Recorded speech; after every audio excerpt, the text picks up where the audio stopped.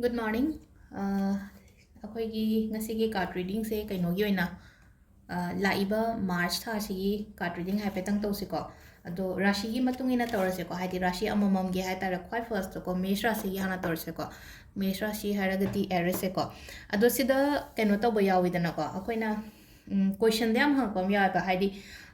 ꯃꯩꯇꯩꯒꯤꯗꯅ ꯑꯗꯨ ꯑꯣꯏꯌꯦ ꯑꯗꯨꯒ ꯀꯩꯅꯣꯒꯤꯗꯅ ꯏꯪꯂꯤꯁꯀꯤꯗꯅ ꯑꯦꯔꯤꯁ ꯑꯣꯏꯌꯦ ꯅꯠꯇ꯭ꯔꯒ ꯃꯩꯇꯩꯒꯤꯗꯨꯅ ꯀꯨꯝꯕ ꯑꯣꯏꯌꯦ ꯀꯥꯏꯅꯒ ꯀꯦꯝ ꯅꯠꯇꯦꯀꯣ ꯍꯥꯏꯗꯤ ꯏꯪꯂꯤꯁꯀꯤ ꯗꯦꯠ ꯑꯣꯐ ꯕꯔꯊꯀꯤ ꯑꯀꯣꯔꯗꯤꯡꯂꯤ ꯌꯦꯡꯉꯛꯄꯗꯨꯅ ꯑꯗꯨꯅ ꯑꯩꯈꯣꯏꯅ ꯁꯟ ꯁꯥꯏꯟ ꯍꯥꯏꯅ ꯍꯥꯏꯀꯣ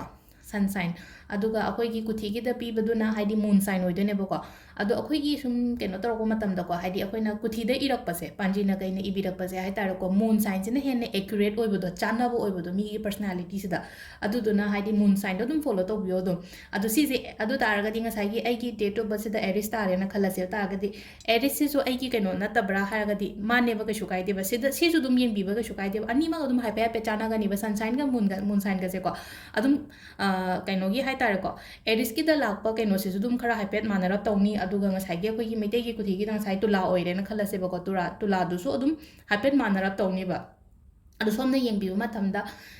ꯏꯪꯂꯤꯁꯀꯤꯗ ꯌꯦꯡꯒꯦꯔꯥ ꯅꯠꯇ꯭ꯔꯒ ꯃꯩꯇꯩꯔꯣꯟꯒꯤꯗ ꯌꯦꯡꯒꯦꯔꯥ ꯀꯩꯁꯨ ꯀꯥꯏꯗꯦꯀꯣ ꯑꯅꯤꯗꯨꯒꯤ ꯃꯔꯛꯇꯨꯗꯀꯣ ꯑꯗꯣ ꯑꯍꯥꯟꯕ ꯑꯣꯏꯅ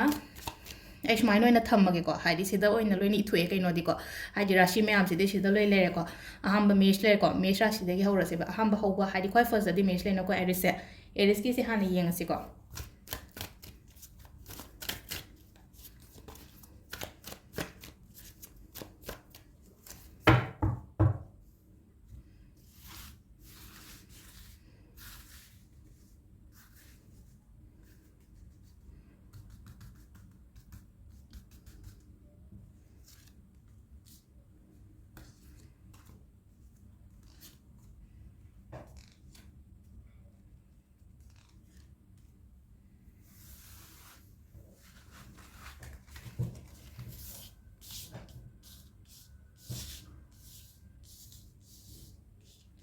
ꯁꯤꯁꯤꯅ ꯑꯍꯥꯟꯕꯒꯤꯁꯤꯅ ꯃꯦಷ ꯔꯥಶꯤꯒꯤ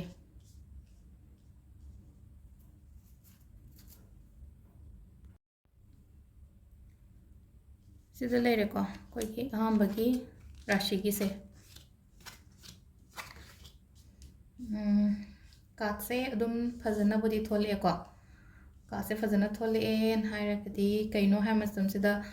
ꯑꯩꯈꯣꯏꯒꯤ ꯄ꯭ꯔꯦꯖꯦꯟ ꯃꯄꯥꯁꯤꯗꯒ ꯍꯥꯏꯗꯤ ꯅꯨꯃꯤꯠꯀ ꯊꯣꯛꯂꯛꯏꯁꯦ ꯐꯩꯌꯦꯕ ꯁꯤꯁꯦ ꯅꯨꯃꯤꯠ ꯍꯥꯏꯔꯒꯗꯤ ꯗ ꯁꯟ ꯍꯥꯏꯔꯒꯗꯤ ꯅꯨꯃꯤꯠꯁꯤꯗꯤ ꯃꯉꯥꯜ ꯄꯤꯕ ꯑꯣꯏꯗꯅ ꯂꯥꯏꯐꯇ ꯍꯥꯏꯗꯤ ꯃꯝꯃꯒ ꯂꯩꯕ ꯃꯇꯝꯗ ꯅꯣꯡꯉꯥꯜꯂꯒꯗꯤ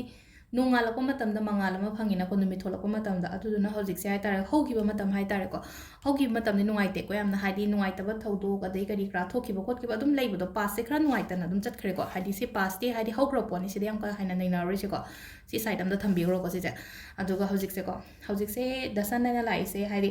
ꯊꯕꯛ ꯏꯪꯈꯥꯡꯗ ꯃꯥꯏꯒꯨꯝꯕ ꯄꯥꯛꯂꯛꯄ ꯈꯣꯠꯄ ꯑꯗꯨꯝꯕ ꯄꯤꯔꯤꯀꯣ ꯊꯕꯛ ꯏꯪꯈꯥꯡꯗ ꯃꯥꯏ ꯄꯥꯛꯄ ꯄꯤꯔꯤ ꯑꯗꯨꯒ ꯄ꯭ꯔꯦꯒꯅꯦꯟꯁꯤ ꯑꯃꯁꯨ ꯌꯥꯝ ꯐꯖꯅ ꯏꯟꯗꯤꯀꯦꯠꯁ ꯇꯧꯏꯀꯣ ꯍꯥꯏꯗꯤ ꯄ꯭ꯔꯦꯒꯅꯦꯟꯁꯤ ꯁꯨꯝ ꯀꯩꯅꯣ ꯇꯧꯔ ꯉꯥꯏꯔꯒ ꯂꯩꯕ ꯈꯣꯠꯄ ꯑꯗꯨꯃꯥꯏꯅ ꯂꯩꯔꯒꯗꯤ ꯍꯥꯏꯗꯤ ꯄ꯭ꯔꯦꯒꯅꯦꯟꯁꯤꯒꯨꯝꯕ ꯂꯥꯛꯄ ꯈꯣꯠꯄ ꯑꯗꯨꯝꯕꯁꯨ ꯂꯩ ꯑꯗꯨꯒ ꯑꯃꯅꯀꯣ ꯊꯕꯛ ꯏꯪꯈꯥꯡꯒꯤ ꯃꯇꯥꯡꯗꯒꯁꯨ ꯍꯥꯏꯔꯒꯗꯤꯀꯣ ꯑꯩꯈꯣꯏꯒꯤ 100% ꯑꯗꯨꯝ ꯀꯣ 100% ꯄꯣꯖꯤꯇꯤቭ ꯀꯥꯔꯠ ꯑꯣꯏꯌꯦꯕ ꯁꯤꯁꯦ ꯍꯥꯏꯗꯤ ꯑꯩꯅ ꯑꯩꯒꯤ ꯊꯕꯛꯀꯤꯗ ꯑꯣꯏꯕ ꯈꯣꯠꯄ ꯊꯕꯛꯅꯦ ꯍꯥꯏꯔꯁꯦ ꯑꯦꯛꯖꯥꯝꯅꯦ ꯍꯥꯏꯔꯒꯁꯨꯀꯣ ꯍꯥꯏꯗꯤ ꯃꯥꯏ ꯅꯨꯡ ꯐꯖꯅ ꯄꯥꯛꯄ ꯈꯣꯠꯄ ꯑꯗꯨꯃꯥꯏꯅ ꯍꯥꯏꯇꯥꯔꯦꯀꯣ ꯑꯗꯨ ꯃꯥꯏ ꯄꯥꯛꯄ ꯍꯥꯏꯁꯤꯗꯁꯨ ꯑꯗꯨꯝ ꯍꯥꯏꯇꯥꯔꯦ ꯁꯤꯗꯁꯨ ꯍꯥꯏꯗꯤ ꯁꯦꯂꯦꯕ꯭ꯔꯦꯠ ꯇꯧꯕꯩ ꯃꯑꯣꯡꯗ ꯇꯧꯔꯤꯁꯦ ꯍꯥꯏꯗꯤ ꯖꯖꯃꯦꯟ ꯀꯥꯏꯅ ꯍꯥꯏꯇꯥꯔꯦꯀꯣ ꯖꯖꯃꯦꯟ ꯁꯤꯁꯦ ꯑꯩꯈꯣꯏꯅ ꯍꯥꯏꯗꯤ ꯊꯕꯛ ꯇꯧꯕ ꯃꯇꯝꯗ ꯍꯥꯏꯗꯤ ꯃꯥꯏ ꯄꯥꯛꯑꯗꯤ ꯁꯤꯗ ꯃꯤꯁꯤꯅ ꯍꯥꯏꯗꯤ ꯕꯦꯟꯒ ꯈꯣꯡꯗꯅ ꯈꯣꯠꯇꯅꯒ ꯇꯧꯔꯤꯁꯦ ꯍꯥꯏꯇꯥꯔꯦꯀꯣ ꯁꯤꯗ ꯑꯗꯣ ꯑꯩꯅ ꯑꯩꯅ ꯍꯧꯖꯤꯛ ꯍꯧꯖꯤꯛ ꯇꯧꯔꯤꯕ ꯈꯣꯠꯂꯤꯕ ꯃꯌꯥꯝꯁꯦ ꯍꯥꯏꯗꯤ ꯃꯥꯏ ꯄꯥꯛꯅ ꯐꯖꯅ ꯂꯥꯛꯄꯁꯤꯅꯦꯗ ꯁꯤꯗ ꯍꯥꯏꯁꯦꯀꯣ ꯂꯨꯍꯣꯡ ꯀꯩꯍꯣꯡꯕ ꯀꯩꯀꯥꯁꯨ ꯄꯤꯀꯣ ꯑꯃꯨꯛ ꯍꯥꯏꯗꯤ ꯔꯤꯂꯦꯁꯟꯁꯤꯞꯀꯤ ꯀꯩꯒꯤ ꯃꯇꯥꯡꯗꯒ ꯍꯥꯏꯔꯒꯗꯤ ꯂꯨꯍꯣꯡ ꯀꯩꯍꯣꯡꯕꯒꯤ ꯀꯥꯔꯠ ꯐꯖꯅ ꯂꯥꯛꯑꯦꯀꯣ ꯍꯥꯏꯗꯤ ꯌꯨꯝ ꯄꯥꯟꯕ ꯈꯣꯠꯄ ꯑꯗꯨꯃꯥꯏꯅ ꯇꯧꯔꯒ ꯍꯥꯏꯇꯥꯔꯦꯀꯣ ꯑꯗꯨꯃ ꯂꯩꯔꯦ ꯑꯗꯨꯒ ꯑꯍꯨꯝꯁꯨꯕꯁꯤꯅ ꯍꯥꯏꯗꯤ ꯁꯨꯝ ꯇꯧꯔꯣꯏꯗꯕ ꯑꯦꯚꯣꯏꯗ ꯇꯧꯒꯗꯕ ꯄꯣꯠꯇꯤ ꯀꯩꯅꯣ ꯍꯥꯏ ꯀꯥꯟꯁꯤꯗꯀꯣ ꯊꯕꯛ ꯃꯐꯝꯗ ꯈꯇꯪ ꯍꯥꯏꯇꯥꯔꯦꯀꯣ ꯁꯤꯁꯤꯅ ꯕ꯭ꯂꯣꯛ ꯍꯥꯏꯇꯥꯔꯦ ꯑꯩꯒꯤ ꯑꯣꯏꯅ ꯍꯥꯏꯗꯤ ꯀꯔꯤꯗ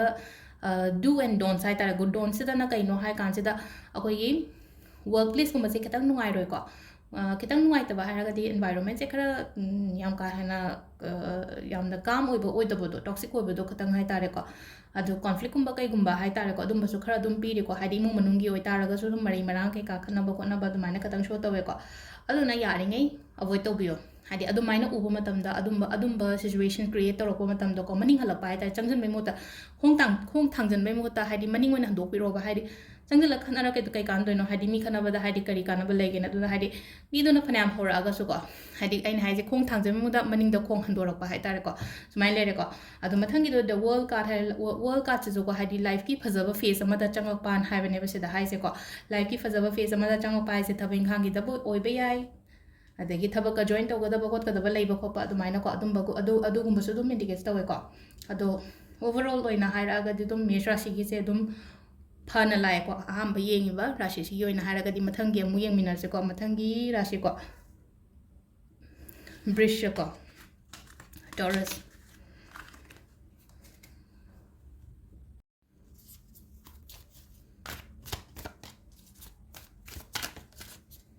ꯁꯤꯗ ꯑꯗꯨꯝ ꯍꯥꯏꯗꯤ ꯁ꯭ꯄ꯭ꯔꯦꯗ ꯇꯧꯔꯔꯣꯏꯒꯦ ꯁꯨꯃꯥꯏꯅ ꯃꯔꯛꯇꯒꯤ ꯑꯗꯨꯝ ꯁꯠꯇꯣꯛꯑꯒꯦꯀꯣ ꯊꯨꯅꯕ ꯁꯐꯜ ꯇꯧꯔꯒ ꯑꯗꯨꯝ ꯃꯔꯛꯇꯒꯤ ꯂꯧꯊꯣꯛꯑꯁꯦ ꯀꯥꯔꯠꯁꯦꯀꯣ ꯁꯤ ꯂꯩꯕ ꯀꯥꯔꯠ ꯅꯝꯕꯔ 2 3 4 and 5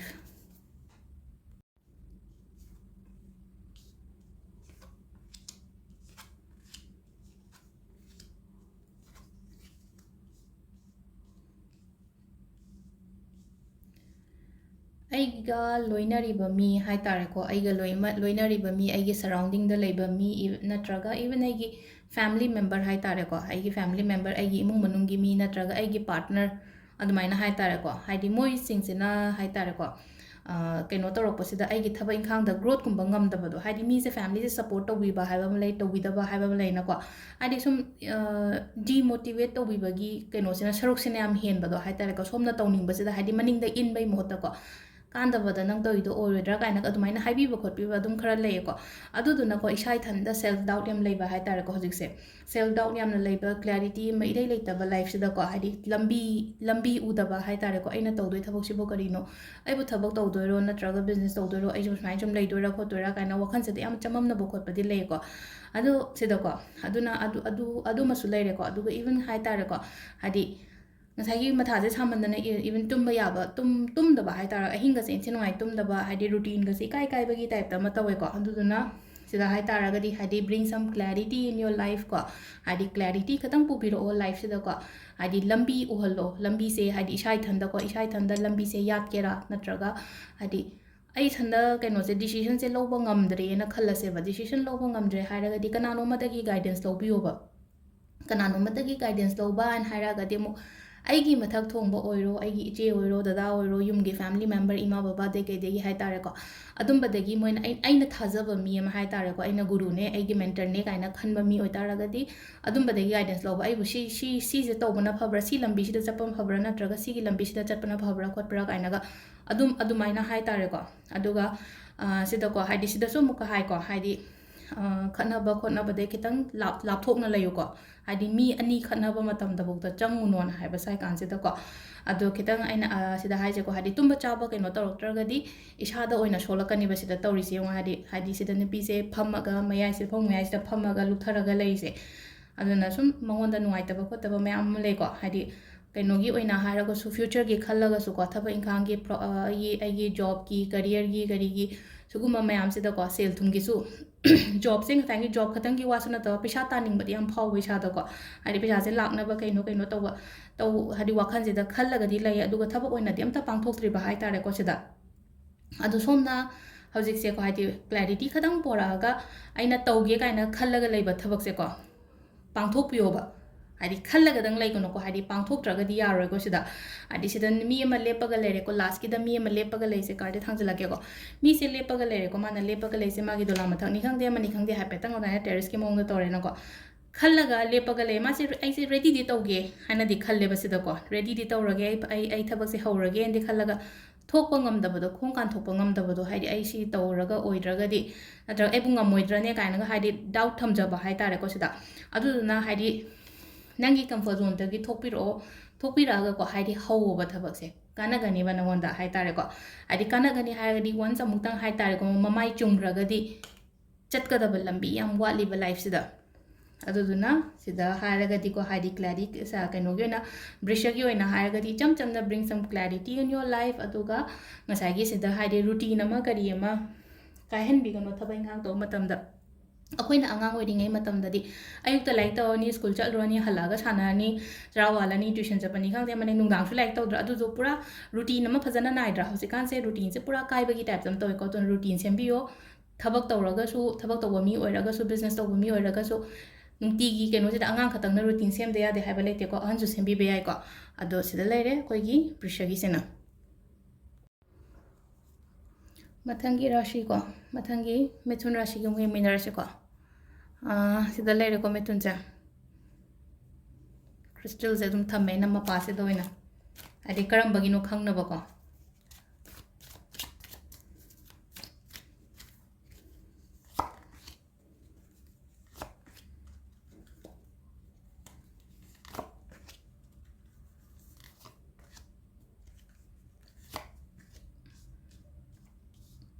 ꯁꯤ ꯂꯩꯔꯦ ꯑꯩꯈꯣꯏꯒꯤ ꯀꯥꯔꯠ ꯃꯉꯥꯁꯦ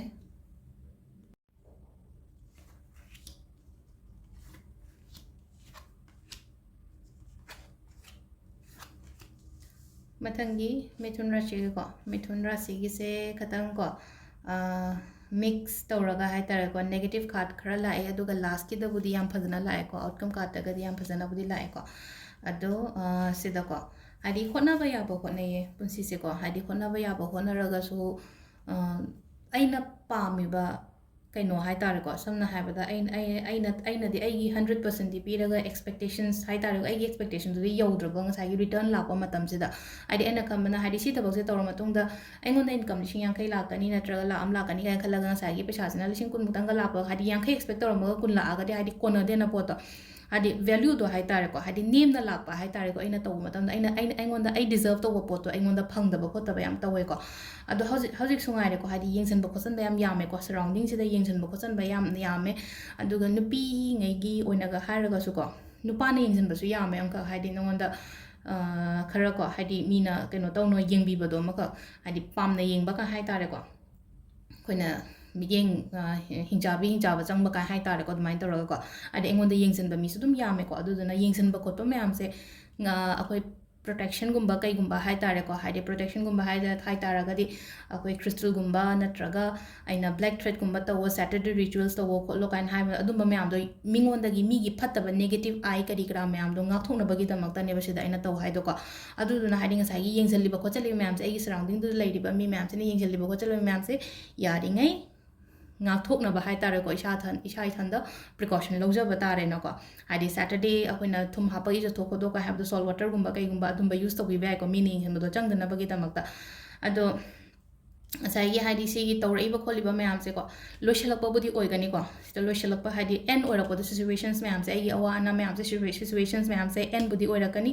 ꯑꯗꯨꯒ ꯑꯦꯟ ꯑꯣꯏꯔꯛꯑ ꯃꯇꯨꯡꯗ ꯍꯥꯏꯇꯥꯔꯦꯀꯣ ꯑꯀꯣꯟꯕꯗꯗꯤ ꯂꯥꯁꯀꯤ ꯑꯣꯏꯅ ꯍꯥꯏꯗꯤ ꯑꯥꯎꯠꯀꯝ ꯍꯥꯏꯇꯥꯔꯒꯗꯤ ꯂꯣꯏꯅ ꯀꯣꯟꯅ ꯑꯔꯥꯛ ꯂꯥꯛꯀꯗꯧꯔꯤꯕ ꯃꯇꯝꯗꯗꯤ ꯐꯩꯌꯦꯕ ꯃꯤꯅ ꯃꯇꯦꯡꯒꯨꯝꯕ ꯄꯤꯔꯛꯄ ꯍꯥꯏꯗꯤ ꯑꯣꯄꯣꯔꯆꯨꯅꯤꯇꯤꯁ ꯑꯣꯐꯔꯒꯨꯝꯕ ꯂꯥꯛꯄ ꯈꯣꯠꯄ ꯑꯗꯨꯝꯕꯗꯤ ꯄꯤꯕ ꯍꯥꯏꯇꯥꯔꯦꯀꯣ ꯁꯤꯗꯁꯨ ꯑꯃꯨꯛ ꯈꯪꯕ꯭ꯔꯥ ꯍꯥꯏꯗꯤ ꯐꯠꯇꯕ ꯅꯠꯇ꯭ꯔꯒ ꯈꯠꯅ ꯆꯩꯅꯕ ꯁꯤꯒꯨꯝꯕ ꯃꯌꯥꯝꯗꯒꯤ ꯂꯥꯞꯊꯣꯛꯅ ꯂꯩꯌꯣꯕ ꯍꯥꯏꯗꯤ ꯂꯥꯞꯊꯣꯛꯅ ꯂꯩꯌꯨ ꯍꯥꯏꯗꯤ ꯆꯪꯁꯤꯟꯕꯩ ꯃꯉꯣꯟꯗ ꯈꯣꯡ ꯊꯥꯡꯖꯟꯕꯩ ꯃꯍꯨꯠꯇ ꯈꯣꯡꯗꯣ ꯃꯅꯤꯡꯗ ꯑꯣꯏꯅ ꯍꯟꯗꯣꯛꯄꯤꯔꯛꯄ ꯍꯥꯏꯇꯥꯔꯦꯀꯣ ꯁꯤꯒꯨꯝꯕ ꯑꯦꯟꯚꯥꯏꯔꯣꯟꯃꯦꯟ ꯍꯥꯏꯗꯤ ꯃꯤ ꯈꯠꯅꯕꯩ ꯃꯑꯣꯡꯗ ꯂꯩꯇ꯭ꯔꯥ ꯁꯤꯁꯦ ꯍꯥꯏꯗꯤ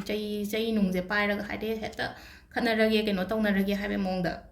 ꯑꯗꯨꯗꯨꯅ ꯁꯤꯗ ꯀꯩꯗꯧꯕ ꯇꯥꯏ ꯍꯥꯏ ꯃꯇꯝꯁꯤꯗ ꯆꯪꯁꯤꯟꯕꯩ ꯃꯍꯨꯠꯇ ꯃꯅꯤꯡꯗ ꯑꯣꯏꯅ ꯍꯜꯂꯛꯄ ꯍꯥꯏꯇꯥꯔꯦꯀꯣ ꯁꯤꯒꯨꯝꯕ ꯑꯦꯟꯚꯥꯏꯔꯣꯟꯃꯦꯟ ꯅꯠꯇ꯭ꯔꯒ ꯁꯤꯒꯨꯝꯕ ꯍꯥꯏꯗꯤ ꯄ꯭लेꯁ ꯍꯥꯏꯇꯥꯔꯦꯀꯣ ꯑꯣꯐꯤꯁꯇꯒ ꯍꯥꯏꯔꯒꯁꯨꯀꯣ ꯍꯥꯏꯗꯤ ꯁꯨꯃꯥꯏꯅ ꯂꯩꯕ ꯃꯇꯝꯗ ꯑꯩ ꯌꯥꯎꯔꯨꯅꯣꯕ ꯃꯥꯟꯅꯔꯣꯏꯒꯦꯅ ꯈꯟꯗꯣꯛꯄꯤꯕ ꯍꯥꯏꯇꯥꯔꯦꯀꯣ ꯑꯗꯨꯕꯨ ꯍꯥꯏꯗꯤ ꯑꯔꯣꯏꯕꯒꯤꯗꯤ ꯌꯥꯝ ꯐꯖꯅ ꯂꯥꯛꯑꯦ ꯑꯔꯣꯏꯕꯁꯤꯗ ꯍꯥꯏꯇꯥꯔꯦꯀꯣ ꯃꯇꯦꯡꯒꯨꯝꯕ ꯂꯥꯛꯄꯤꯕ ꯑꯩꯕꯨ ꯅꯨꯡꯁꯤꯕꯤꯕ ꯑꯗꯨꯃꯥꯏꯅ ꯇꯧꯔꯒ ꯍꯥꯏꯇꯥꯔꯦꯀꯣ ꯑꯗꯨ ꯁꯤꯗꯀꯣ ꯍꯥꯏꯗꯤ ꯑꯩꯈꯣꯏꯒꯤ ꯔꯤꯂꯦꯁꯟꯁꯤꯞꯇ ꯀꯩꯗꯒ ꯍꯥꯏꯔꯒꯁꯨꯀꯣ ꯍꯥꯏꯗꯤ ꯍꯧꯖꯤꯛꯀꯤ ꯑꯣꯏꯅ ꯅꯨꯡꯉꯥꯏꯇ꯭ꯔꯒꯁꯨ ꯇꯨꯡꯗꯗꯤ ꯑꯟꯗꯔꯁꯇꯦꯟꯗꯤꯡꯗꯤ ꯂꯩꯒꯅꯦꯕ ꯃ꯭ꯌꯨꯆꯨꯋꯦꯜ ꯑꯟꯗꯔꯁꯇꯦꯟꯗꯤꯡ ꯂꯩꯒꯅꯦꯕ ꯑꯗꯨꯝꯀꯣ ꯑꯗꯣ ꯁꯤꯁꯤꯅ ꯑꯩꯈꯣꯏꯒꯤ ꯃꯤꯊꯨꯟ ꯔꯥಶꯤꯒꯤ ꯖꯦꯃꯤꯅꯤꯒꯤꯀꯣ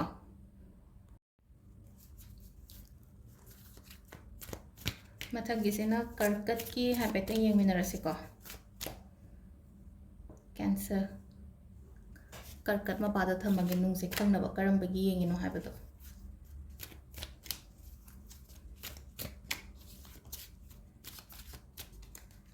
ꯆꯞ ꯃꯥꯟꯅꯅ ꯁꯤꯗꯁꯨ ꯀꯥꯔꯠ 5 ꯀꯥꯔꯠꯁ ꯈꯛꯇꯪ ꯂꯧꯊꯣꯛꯑꯁꯤꯀꯣ ꯃꯔꯛꯇꯒꯤ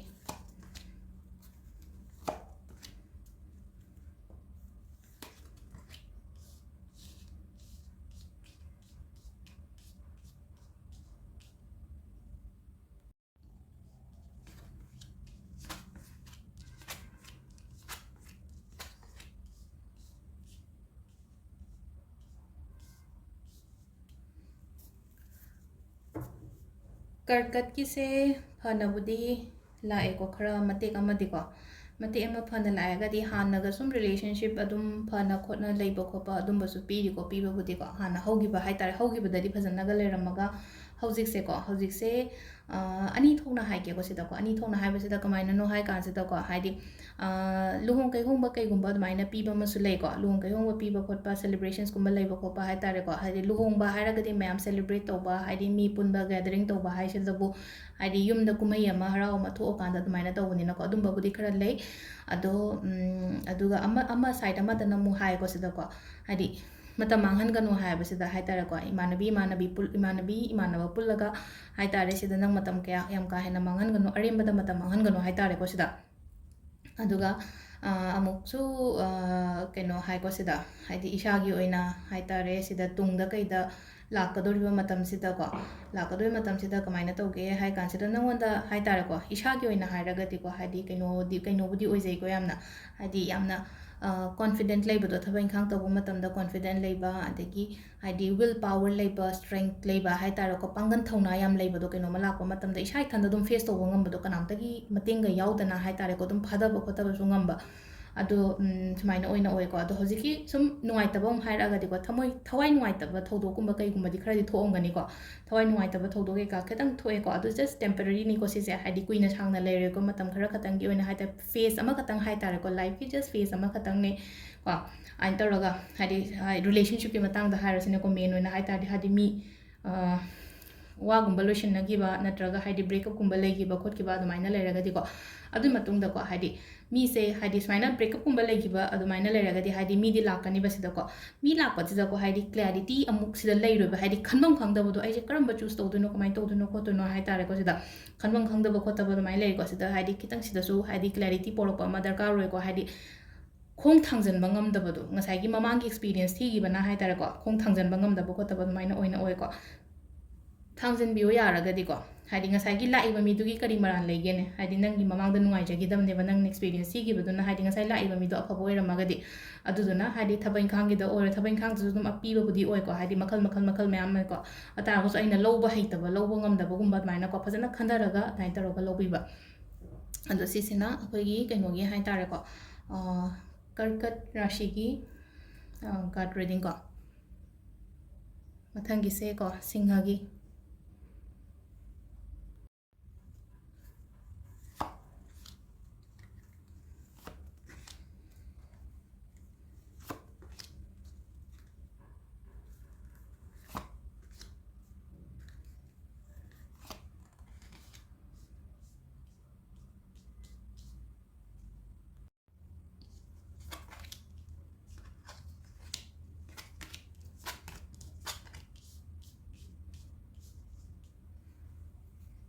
सिलेरे सिंह राशिगी मथंगिसे को लियोगी से को लाइफ से अदुम हाइतारेको मयामना अदुम थोइदो हेंदोकना मीना मसक खंगबीबा मीबुदि अदुम ओइको हाइदि अदुम अइना तौरिबा थबक्तुना हाइदि मीना अइदो खंगबीबदो हाइतारेको थबक चावगेरा पिक्केरा अइना तौरिबा अइगी सिनफम नत्रगा अइगी कर्मदुगी मतुंगिना मयामसिना मसक खंगबीबा खोपीबा अदुमाइनादि ओइबा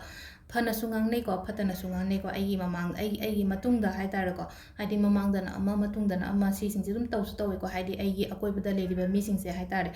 ado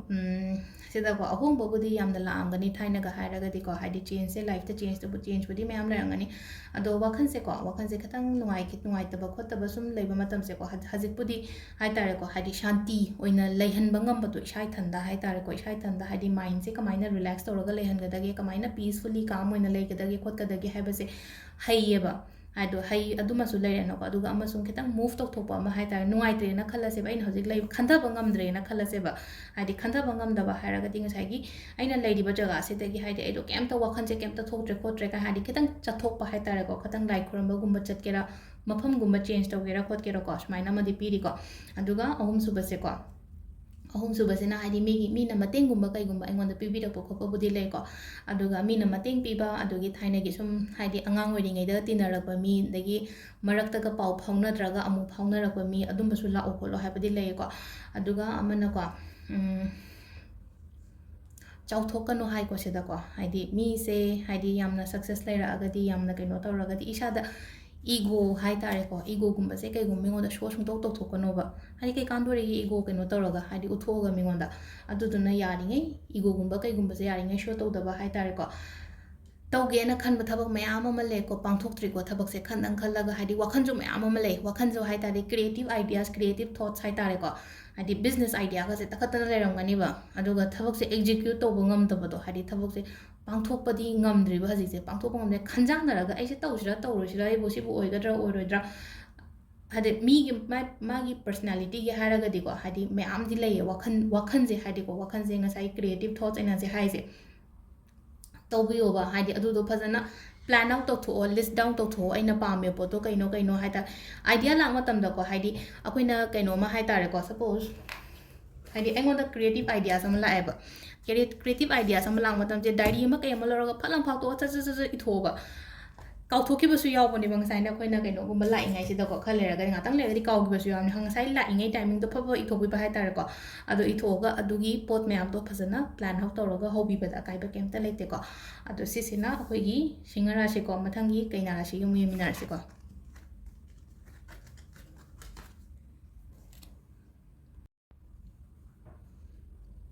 mathangi rashi kaina gi da thamage o sise virgo gi da kaina rashi gi card se kai lakke hai ba to hai patang yeng se ko handak thage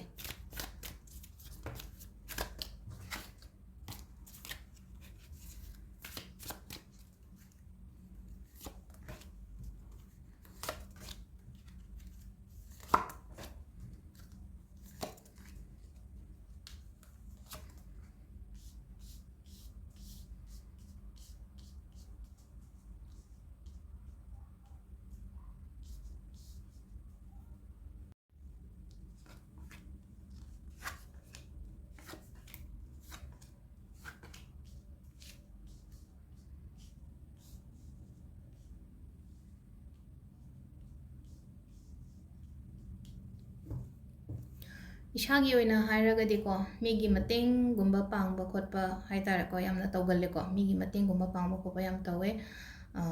हाइदि मीगी ने हाइरगदि तुम फना हाइतारे को हाइदि नॉलेज ओइरो नत्रगा सेल थुंगी ओइरो तुम आइना अंगंबा मतेंग गुम्बा तुम तौबिरंगनी बा अदो हौजिक से आइगी ओइना हाइरगदि आइसे खतम वाबा हाइतारे को हाइदि वाबा हाइरगदि लॉस गुम्बा कै गुम्बा लेकिबा खोटकिबा ले अदुदुना हौजिक सुम खंजलगा लेबदो अदुगी पोतो ngसाइगी लॉस लेगिबदुना हाइदि खंजलगा लेबा अदो हाइदि मूव तोरपो ngमदबा हाइतर जगा से दे हगोनिंगदबने मीसे फमगा ले माना लेंगे हगोलगा चटके खोटके हाइरगदि फदोइनिना हाइदि हगोतंग फमगा तुमिना फमगा ममिन मांगा ममाइगा से लोइ लुक्थरगा केमता लाइफस्टा अफबा लापोगा जमता उबो फंगदबदो अदुदुना सिदा कै हाइगदगे हाइ कानसिदा को हाइदि मूव ऑन तौबसे याम फैको हाइदि खंजलगा लेनो मांगदि मांगरे लोइरे कैनो हाइदि मतुंगदा हाइतारे को हाइदि अदुदो अदमाइना थोखरिसे हाइतारे को आइकी लाइफ सिदा थोखरिसे अदुदो जस्ट लेसन ने हाइना खनबिबा हाइतारे को लेसन ने हाइना खनबे लेसन तम होइना परा तमगदि मतुंगदि केनो तौइदना हाइदि अमुतंग खुथिगरगदि हाइदि मतुंगदि तौबा याबगी हाइदि आई तौरोगे हाइबदो अदु खलकनिना को अदुदना सिसे हाइदि सोशल एंगोंदा लेसन तंबिबने ना खलो हेंगे तौबा यादे को सुगुंबा मिंगोंदा थाजा बोइरो मिगी ट्रस्ट इश्यूज ओइरो नत्रगा लेना को हाइदि मीसे याम थाजा रसि केनो खतंगी वाना तबिदो को थबा इंगा खतंगी ना तबिदो रिलेशनशिप तगसु लेनो को तब आइना तब ताइन तौबिरगा साइगी मीदुना आइना पामा मोंगदुदि लाक्तबगुंबा अदुमाइना हाइतारे को अदुनेदा अदु सिदा को मूव तौबिबगुंबा नत्रगा हाइदि वारी सादोपगुंबा हाइतारे को हाइदि नबाइनी गी मरक्ता नुंगाइदबा मिसअंडरस्टैंडिंग के का अदुमाइना गुंबा लेरगदि वारी गुंबा साबिबा खोबिबा को अदुमाइना अदो अहुम सुबसे को हाइदि अहुम सुबसे हाइदि पोत से को आइना निंगबा आइना खनबा पोत के काजे हाइदि फंगबा लाकबा अदुमाइना दि ओइ को अदु सिदा मु कै हाइगे है कानसे तो को आइना निंगिबा खोलिबा मैम से फंगबोबुदि फंगनी अदु सिदा अमुका हेना फबा हाइरगदि को मैनिफेस्टेशन गुम्बा कई गुम्बा अदुमाइना तौबिबा हाइतारे को आइना पामिबा आइना खलिबा पोत मैम दो मैनिफेस्टेशन तौबा हाइरगदि नुंती मैनिफेस्टेशन तौबा याय फुल मून गे तौबा याय न्यू मून गे तौबा याय पोर्टल द कई तौबा याय को आइना मरक्ता सुम थागतपा मैम दो मचा मैम दो अप्लाई तौरगा येंबियोबा पैसा गी ओइरो थबा इंखांग गी ओइरो इवन एग्जाम गी कई गी ओइरो को अदुमबसु मैनिफेस्ट तौबना हायबसिदा को अदो अनौबा केमता हजिक हौगिनु को हजिक हौगिना हंदक थासे हाइतारे को अदुम चटलिबा मोंग से अदुम चटहलोबा ꯀꯦꯝꯇ ꯍꯥꯏꯗꯤ ꯑꯩ ꯖꯝꯞ ꯇꯧꯁꯟꯒꯦ ꯑꯅꯧꯕ ꯔꯤꯂꯦꯁꯟꯁꯤꯞ ꯑꯃꯗ ꯖꯝꯞ ꯇꯧꯒꯦ ꯑꯅꯧꯕ ꯕꯤꯖꯤꯅꯦꯁ ꯑꯃ ꯍꯥꯏꯇꯥꯔꯦꯀꯣ ꯍꯥꯏꯗꯤ ꯑꯅꯧꯕ ꯍꯣꯡꯒꯦ ꯀꯥꯏꯅ ꯈꯟꯒꯅꯣꯕ ꯅꯍꯥꯟꯒꯩ ꯍꯥꯏꯗꯤ ꯑꯅꯧꯕ ꯍꯧꯕꯗꯨꯗꯤ ꯀꯩꯁꯨ ꯀꯥꯏꯗꯦꯀꯣ ꯉꯁꯥꯏ ꯍꯧꯒꯦ ꯀꯥꯏꯅ ꯈꯜꯂ ꯅꯠꯇꯕꯤꯗ ꯍꯥꯏꯗꯤ ꯑꯩꯁꯦ ꯐꯤ ꯌꯣꯜꯂꯝꯃꯦꯅ ꯈꯜꯂꯁꯦ ꯐꯤ ꯌꯣꯟꯕꯁꯤꯗ ꯍꯥꯏꯗꯤ ꯑꯩꯗꯣ ꯀꯣꯟ ꯌꯣꯟꯕꯗꯣ ꯑꯣꯟꯊꯣꯛꯀꯦ ꯀꯥꯏꯅ ꯑꯗꯨꯃꯥꯏꯅ ꯈꯟꯒꯅꯣꯕ ꯑꯗꯨꯝ ꯇꯧꯔꯤꯕ ꯊꯕꯛꯇꯨꯗ ꯑꯗꯨꯝ ꯍꯥꯏꯗꯤꯀꯣ ꯐ꯭ꯂꯣꯁꯤꯗ ꯑꯗꯨꯝ ꯆꯠꯄꯤꯕ ꯍꯥꯏꯇꯥꯔꯦ ꯑꯩꯅ ꯇꯧꯒꯦꯅ ꯈꯜꯂꯤꯕ ꯍꯧꯖꯤꯛ ꯇꯧꯔꯤꯕ ꯄꯣꯠꯇꯨꯗ ꯑꯗꯨꯝ ꯇꯞꯅ ꯑꯗꯨꯝ ꯍꯥꯏꯇꯥꯔꯦ ꯃꯇꯝꯁꯤꯒ ꯂꯣꯏꯅꯔꯒ ꯆꯠꯄꯤꯕ ꯍꯥꯏꯇꯥꯔꯦꯀꯣ ꯃꯇꯝꯁꯦ ꯂꯣꯏꯅꯔꯒ ꯃꯇꯝ ꯈꯣꯏꯔꯝꯃꯒ ꯆꯠꯂꯣ ꯍꯥꯏꯇꯥꯔꯦ ꯁꯤꯝꯄꯜ ꯑꯣꯏꯅ ꯍꯥꯏꯔꯕꯗꯀꯣ ꯑꯗꯣ ꯑꯃꯨꯛꯃꯨꯛꯁꯨ ꯌꯥꯝꯅ ꯀ꯭ꯂꯦꯔꯤꯇꯤ ꯂꯩꯇꯦꯀꯣ ꯀ꯭ꯂꯦꯔꯤꯇꯤ ꯂꯩꯇꯕꯁꯦ ꯈꯤꯇꯪ ꯀ꯭ꯂꯦꯔꯤꯇꯤ ꯄꯣꯔꯛꯄ ꯑꯃ ꯇꯝꯃꯣ ꯈꯔ ꯀ꯭ꯂꯦꯔꯤꯇꯤ ꯄꯣꯔꯛꯄ ꯉꯝꯅꯕꯒꯤꯗꯃꯛꯇ ꯍꯥꯏꯇꯥꯔꯦꯀꯣ ꯀ꯭ꯂꯤꯌꯔ ꯀ꯭ꯋꯥꯔꯠꯁꯀꯨꯝꯕ ꯁꯤꯕ ꯌꯥꯏꯀꯣ ꯑꯩꯈꯣꯏꯅ ꯀꯩꯅꯣꯗ ꯍꯥꯏꯇꯥꯔꯦꯀꯣ ꯕ꯭ꯔꯦꯁꯂꯦꯠꯀꯨꯝꯕ ꯀꯩꯒꯨꯝꯕ ꯌꯨꯁ ꯇꯧꯕ ꯌꯥꯏꯀꯣ ꯁꯤꯕꯨꯗꯤ crystal pyramid ꯑꯣꯏꯅꯀꯣ ꯍꯥꯏꯗꯤ clear quartz ꯁꯦ ꯍꯥꯏꯗꯤ ꯀꯁꯇꯃꯥꯏꯖ ꯇꯧꯕ ꯕ꯭ꯔꯦꯁꯂꯦꯠꯇꯨꯗ ꯌꯥꯎꯕꯅꯦꯀꯣ clear quartzꯀꯤ ꯕ꯭ꯔꯦꯁꯂꯦꯠꯀꯨꯝꯕ ꯁꯤꯕꯤꯕ ꯌꯥꯏ ꯍꯥꯏꯗꯤ ꯂꯝꯕꯤ ꯃꯉꯥꯜ ꯎꯅꯕꯒꯤꯗꯃꯛꯇꯀꯣ ꯑꯗꯨꯒ ꯀꯣꯟꯐ꯭ꯂꯤꯛꯀꯨꯝꯕ ꯀꯩꯒꯨꯝꯕꯗꯁꯨ ꯍꯥꯏꯗꯤ ꯈꯤꯇꯪ ꯂꯥꯞꯊꯣꯛꯅ ꯂꯩꯕꯤꯕ ꯍꯥꯏꯇꯥꯔꯦ ꯆꯪꯁꯤꯟꯒꯅꯨꯀꯣ ꯁꯤꯁꯤꯅ ꯁꯤꯒꯤ ꯀꯩꯅꯣꯒꯤ ꯒꯥꯏꯗꯦꯟꯁ ꯍꯥꯏꯇꯥꯔꯦ ꯀꯩꯅꯣꯒꯤ ꯂꯩꯔꯦꯀꯣ ꯁꯤꯁꯤꯅ ꯑꯩꯈꯣꯏꯒꯤ ꯀꯩꯅꯥꯒꯤ ꯚꯔꯒꯣꯒꯤꯀꯣ ꯃꯊꯪꯒꯤꯁꯤꯅ ꯇꯨꯂꯥ ꯔꯥꯁꯤꯒꯤ ꯑꯃꯨꯛ ꯌꯦꯡꯃꯤꯟꯅꯔꯁꯦꯀꯣ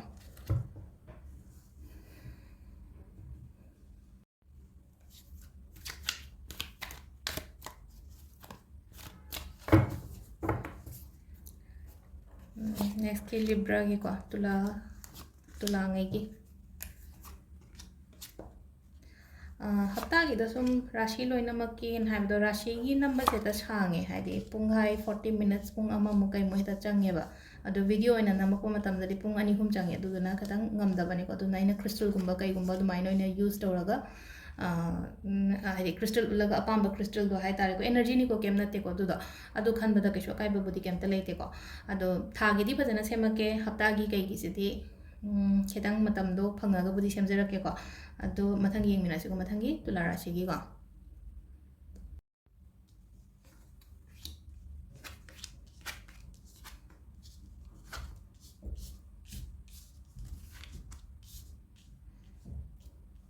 कार्ड से अदुम फजना बुदि लाए को सिदा लाइबा कार्ड मसक नै सुदुम येंबदा अदुम फजरमगनि को होटनाबा याबा हाइतारे को होटनै को होटनाबा यामना कल्ले को होटनाबा कनबदुना हौजिकसे हाइतारे को हौजिकसे अदुम हाइदि हानगा थाइनगा हारगदि लाइफ द स्टेबिलिटी अदुम लाआमगनि खरा हाइतारे को ममांगी हौगिबा चही करी खरा हारगदि हौजिकसे अदुम खितंग हाइतारे को ममाई चुम्बा खोपा अदुमबदि पीरि को अदो हजिकसे अदुम फदी फै अदो लाकदोरिबा मतमदसु हाइतारे को लाकदोरिबा मतमजे हादि इसागी ओनसु को खतंग हाइतारे को खतंग केना मौनसु लयु को हादि नंगना केना मौना लेबा हादि केना मौना नुपादा न केबा मौबा हारगदि केम नते फिरो नाना सेटपा परफ्यूम नुफुम के का लेना को हादि परफ्यूम गसे खतंग फ्रेग्रेंस का दो चेल हलोबा हादि मीजे थैना मतमदा ए मनम ग खतंग लापदो हाइतारे को हादि सिसे को हादि सिदा कोइना केबा मौबा तौरगदि अमु हेना को अफबा अट्रैक्ट तौबो हाइतारे को लाइफ सिदा अलमाइना ओइना ओइगनि को अदुना खतंग हादि खतंग लग्जरियस ओइना लैबा हाइतारे को लाइफ से को अदुमा लैरे अदु मतुंगी मथंगी से को मथंगी से याम थीना हादि वखन शांति यामना लैगनि को हादि यामना पीस लैना लैबदो बैलेंस तौबा हैबा हाइतारे को अदुगा हादि कइनो मतमदगसु लैना को दुम अखोइगी थबक इंखांगी से हाइतारे को थबक इंखांगी से लाकदोरिबा चही खरा सिदा अहोंबदि याम लाकनि को अफबरोमदनि को अहोंब लाकपा आइसे ऐसे ngasiगी matamda haitare ko haziki ngasigi date ta ऐसे था मता lupa lising kun natraga kuntra ta le na khalase ba laktoriba chahi ahum manga sidadi haidi expect tauba haidi tham dai 1 lakh 1.5 lakhs kumba haidi aigi income oigani khotkani kana adumba wakhando haitare ko khalaga leiba haitare ko samna habdo oza ne hairase ko oza sida normal class ki ma hojik subject teacher ne man oise ko ado laiba chahi manga sidadi aido principal natraga vice principal gi kaino si phawbadi aido expect tauba yaidana aido deserve tawidana kana wakhan se khanpi ba haitar level se hengatna khanba haitare ko aina si yona khalagadi at least sai phawbadi yogani na haidi aina sai haidi khra wangna khanba sida aina sida leram mane sai phawbadi yogni na ko aduduna haitare ko khanba matamda haidi dream big haina haiba ma leina ko adumai taro khanbi oba sida su pi budi pi ko ado amana mu haidi relationship se khatang ko khra nuai taba haidi atai ka tiam phazan la ko haidi miscommunications kumba ko miscommunications kumba dum balai re ko haidi khana ba gumba hai tare ko khana ba sina kem tage na tabi da dum sli argument kaina haira sine ko adi khana da su ya mom pham daga ketang haidi mari marang katang tong na ba khona ba dum aina oina oi ko relationship ki matang da kai da hara na blog lai ma pa se ado pesang sa matang su katang palam gani ko la ka do pesha gumba la aga pan ba khot pa dum aina dum ba su pi ko ꯊꯕꯛ ꯍꯧꯒꯦ ꯀꯥꯏꯅ ꯈꯜꯂꯒꯗꯤꯀꯣ ꯊꯕꯛ ꯍꯧꯕꯗ ꯑꯀꯥꯏꯕ ꯀꯩꯝꯇ ꯂꯩꯇꯦꯀꯣ ꯀꯩꯅꯣꯝꯃ ꯍꯧꯒꯦ ꯀꯩꯅꯣꯝꯃ ꯁ꯭ꯇꯥꯔꯠ ꯇꯧꯒꯦ ꯍꯥꯏꯔꯒꯗꯤ ꯍꯧꯕꯤꯔꯣ ꯀꯥꯏꯗꯦ ꯍꯥꯏꯗꯤ ꯍꯧꯗꯣꯔꯤꯕ ꯊꯕꯛꯁꯦ ꯑꯗꯨꯝ ꯀꯥꯟꯅꯒꯅꯤ ꯏꯁꯥꯗ ꯑꯗꯨꯗꯨꯅ ꯍꯧꯕꯤꯕꯗ ꯑꯀꯥꯏꯕ ꯀꯩꯝꯇ ꯂꯩꯇꯦꯀꯣ ꯑꯗꯣ ꯁꯤꯁꯤꯅ ꯑꯩꯈꯣꯏꯒꯤ ꯇꯨꯂꯥꯒꯤꯀꯣ ꯃꯊꯪꯒꯤ ꯕ꯭ꯔꯤꯆꯤꯛ ꯔꯥꯁꯤꯒꯤ ꯌꯦꯡꯃꯤꯟꯅꯔꯁꯦꯀꯣ ꯁꯤ ꯂꯩꯔꯦꯀꯣ ꯕ꯭ꯔꯤꯆꯤꯛꯁꯦ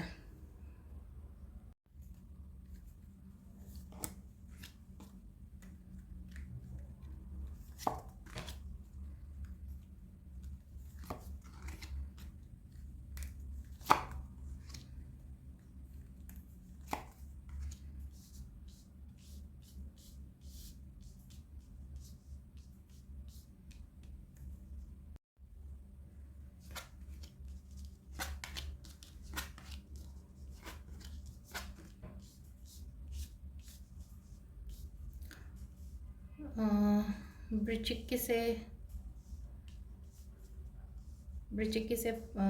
फनाबुदी लाइको कार्ड से खतंग अदुम हाइतारेको पॉजिटिव कार्ड मिक्स तौरगबुदी लाइ खतंग को अदो अहंबा क्वाइ फर्स्ट की से हाइतारेको सिद चटखिबा मतमदगी हान हौरसे चटखिबा मतमसिदा अखोइगी हाइतारेको येनरगा लेबा पोचैगुंबा अदुमाइना लेरगदी हाइदि फंगिबागुंबा लीगल मैटर करी करा सुगुंबदको अदुमाइना गुंबसु लei अदु रिलेशनशिप सिदा हाइदि लोइनाबा अमा नत्रगा हाइदि खाइनाबा अमा हाइतारगो अदुमाइना थोखिबसु लैको रिलेशनशिप ता हाइदि पुन्ना नबाइनि गैदर ओइगिबा अमा नत्रगा डिटैच ओइगिबा अमा अदुमाइना हाइतारेको अदुम्बा खरा लैको हौगिबा मतमसिदा हाइदि पुन्ना लेमिनाबा अमा नत्र तोंगा तोंगा लंबी तो खाइगिबा खोटकिबसु अदुम खतंग खतंग लैरेको सिदा अदो हौजिकसेको हौजिकसे अदुम फैको प्रेजेंट से अदुम फै हाइरगदि कैनो हाइ मतमसिदा थबक इंखांगदा अफबा पीगनी रिलेशनशिपता हाइतारेको नुसी चानना लैगनी अंगांग करी करा पीबा खोपा अदुम्बसु ओइको इवन युम कई सेमगे सागे काइना खल्लगदि हौबिबदा काइबा केमता लैतेको युम अदुगा इनकम हाइतारेको इनकम नुंकमगी मतंगदा हाइरगसु हेंगतना लाकपा अदुम्बसु पीबुदी पीरी अदो मखा ताबदा मुको मखा ताबदसु हाइदि तौगे हाइना लाइफ सिदा प्लान दि मयाम अमा लै प्लान तौरगसु थबक सिदको हाइदि प्लान तौरगसु हाइदि पांथोक्तबदो अदुम खंजानरगा लैबा हाइतारेको अैना तौगदोरिबा केनो मयामसे अदो सिदको हाइदि पांथोकपियो एक्शन लौद्रगदि कमाइना केनो तौदोरिगे अखोइ रिजल्ट तो कमाइना खंगदोरिगे अदुदुना यारिङै एक्शन गुंबा लौबिबा हाइतारेको लाइफ दा चेंज लाकपा मतमदा अखोइगी